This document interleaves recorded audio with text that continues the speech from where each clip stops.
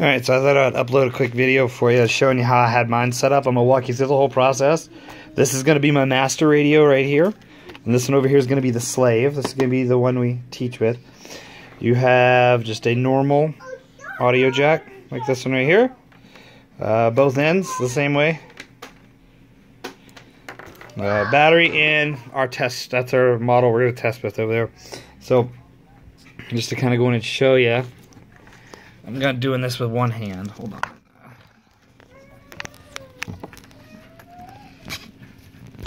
Alright, so now that's powered up. Hold on. Okay, sorry about that. Alright, so the airplane's powered up. This is my master radio here, and that was a really horrible idea.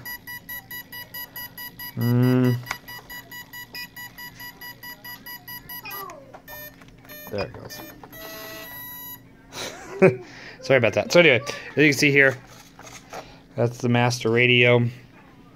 And you have all of your controls going to there. Alright, so we're going to move. We're going to leave that model on. We'll turn the master off. I want to set the slave up first, so I have to unhook my battery. So we're setting the slave up here. So just turn it on, and you're going to create a brand new model. So since this one's going to be the slave, let's create that brand new model. Alright, so this is our brand new. I'm going to go in and set all of our mixes. You're going to have to set it up to match the airplane. Basically, you're going to set the mixes that what you use on this one, you're going to set the same mixes in here from what I can understand. I haven't ever actually got out and flown an airplane with it, but to my understanding, you just match it. So we'll go into our setup. Okay. Mixer. Now right now I've got one rudder, so that's not the way this one's set up. So on this one here for my delta.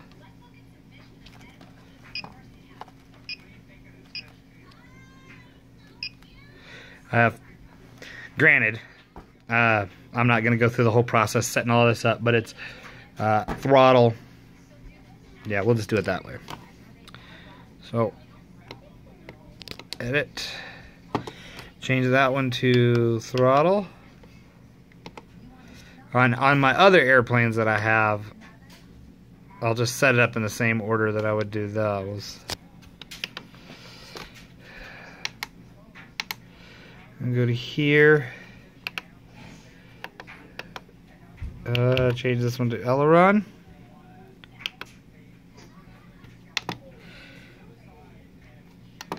Okay. Now I'm not going to worry about the rest. Well, I have to change that one.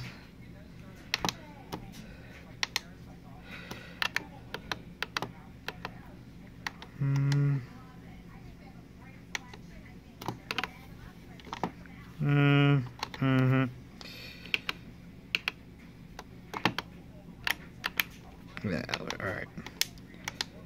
So sorry about that, but so that's set up. One thing you want to check on this one too is on your model setup. Going to go on over here to the general, and you just want to make sure that on the slave, trainer is turned off.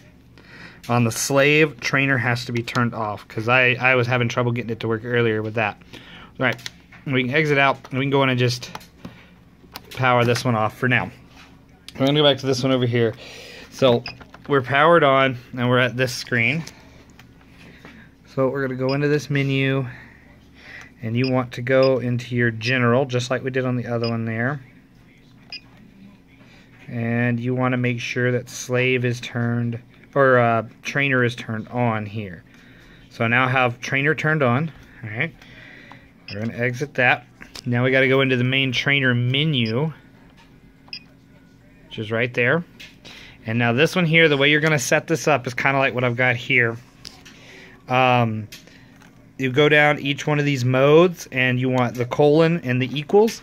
That's going to mean that they control it. If it's the plus equals, their values will be added to your values. How much control they're going to have, obviously, and then which channel it is. So as you can see here, I got these set up like I had them in the other one. Channel 1 is throttle, so forth and so on. And then you've got to set this switch out here.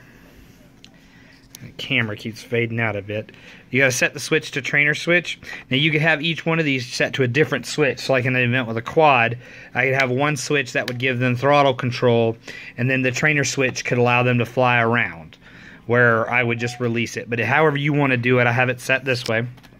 And then you got to go right down, right down here to calibration, and hit menu to zero it all out.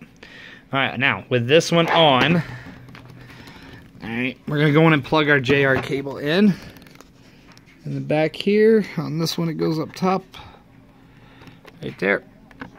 Alright, make sure the model is left on.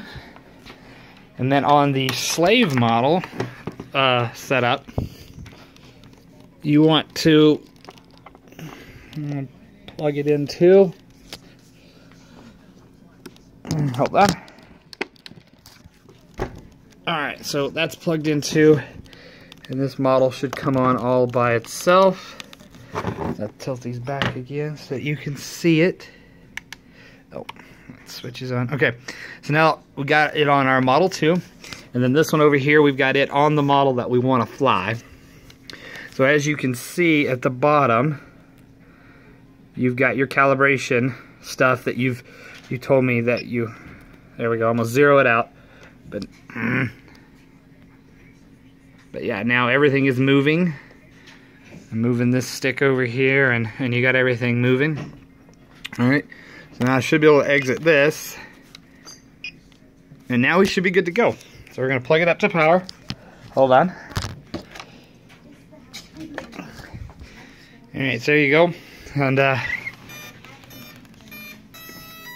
got my trainer, I got my model, and as you can see, I have control here. But now I should be able to hold that and move over to the other radio, and there you go, you got control there too. And see if I can do this so you can see it. Yeah, I'm holding the trainer switch, let off the trainer switch, no control, and control is back over here. So I hope that helped you. It's best to set it up, like I said, have a specific channel in your slave radio that's going to be what you just use for matching. You know, if you have specific models, you could save them just like you would in your master. I guess however you want to do it. You have to turn the trainer on for the individual model so that it knows. And then in the system settings, if trainer is turned, or if it's in the model and trainer's turned on both the master and the slave, it won't work. So the slave trainer has to be turned off. The master slave has to be turned on. And I flip-flop back between the two. So I actually have all of my trainer settings pre-configured. And then whichever one I want to be the trainer, I open up that model, change it over to trainer, and make sure the other one's trainer is turned off, and there you go. It should come. Like I said, I hope that helps. Sorry for the crappy video. Thanks, man.